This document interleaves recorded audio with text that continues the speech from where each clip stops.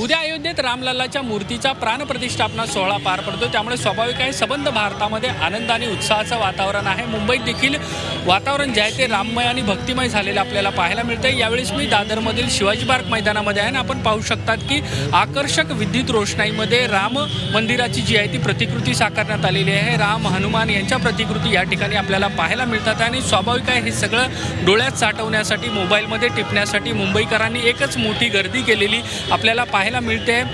इथे अनेक रामभक्त आहेत, मुंबईकर आहेत, आपण थेट त्यांच्याशीच बातचीत करणार आहोत। मला सांगा, उद्याचा क्षण जो आहे तो अत्यंत आनंदाचा आणि उत्साहाचा क्षण आहे, काय भावना आहेत?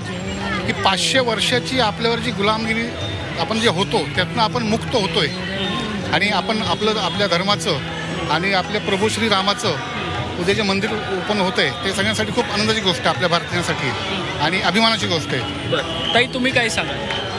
आपल्या एवढ्या वर्षांनी श्रीरामाचं मंदिर उभं केलं म्हणून आम्हाला खूप आनंद आहे। एवढे सगळ्या महाराष्ट्रात लाईटिंग बिटिंग सगळं खूपच आनंद आहे।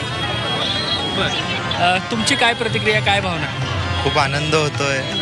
500 वर्षाचं आपलं स्वप्न पूर्ण होतंय आणि ज्या आपल्या भावांनी रक्त वाहिलेलं आहे बाबरी मशीद बांधताना, आज त्यांचंही स्वप्न पूर्ण होताना खूप मन भरून येतं। तर आनंदमय वातावरण आहे आणि सगळीकडे श्रीरामाचा जयघोष चालला आहे।